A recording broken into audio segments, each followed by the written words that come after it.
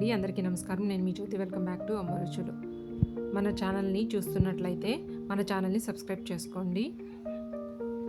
ఈరోజు 10 నిమిషాల్లో పప్పుచారు ఎలా తయారు చేసుకోవాలో చూపించబోతున్నానండి.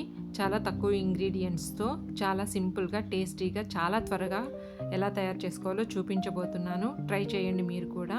ముందుగా కుక్కర్లో 1 గ్లాసు కందిపప్పు బాగా కడుక్కొని గ్లాసున్నర నీళ్లు పోసుకొని 1/2 స్పూను పసుపు, 1 స్పూను నూనె వేసుకొని బాగా మెత్తగా ఇలా ఉడికించుకోవాలి. ఇందులో 1 స్పూను రాళ్ళ ఉప్పు వేసుకొని బాగా పప్పు గుత్తితో మెదుపుకోవాలి. ఇలా మెదుపుకున్న తర్వాత ఒక 4-5 గ్లాసుల నీళ్లు పోసుకొని ఇందులో ఒక నిమ్మకాయ సైజ్ అంతా చింతపండుని వేసుకొని పక్కన పెట్టుకోవాలి. స్టవ్ వెలిగించుకొని ఒక గిన్నె పెట్టుకొని 4-5 స్పూన్ల నూనె వేసుకొని ఇది బాగా కాగిన తర్వాత 2 ఎండుమిరపకాయలు విరిచి, ఒక 1/2 స్పూను జీలకర్ర, 1/2 స్పూను ఆవాలు, 2 రెమ్మల కరివేపాకు వేసుకొని బాగా ఫ్రై చేసుకోవాలి. 4-5 చిన్నులపాయల్ని ఇలా కచ్చాపచ్చాగా దంచుకొని వేసుకోవాలి. సన్నగా పొడుగ్గా కట్ చేసుకున్న 7-8 పచ్చిమిరపకాయ ముక్కల్ని సన్నగా నిలువుగా కట్ చేసి ఉల్లిపాయ ముక్కల్ని వేసుకొని బాగా ఫ్రై చేసుకోవాలి. ఇవి కొంచెం ఫ్రై అయిన తర్వాత 2-3 మీడియం సైజు టమాటాలని ఇలా కట్ చేసుకొని వేసుకోవాలి.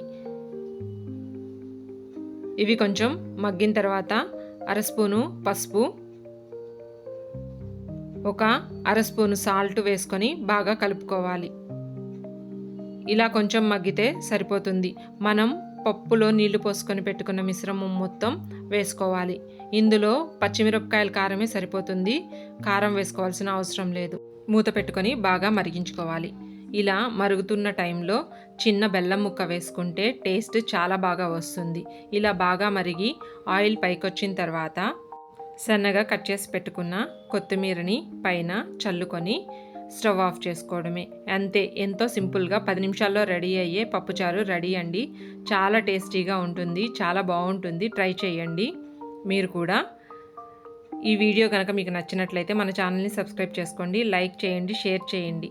Please subscribe to my channel.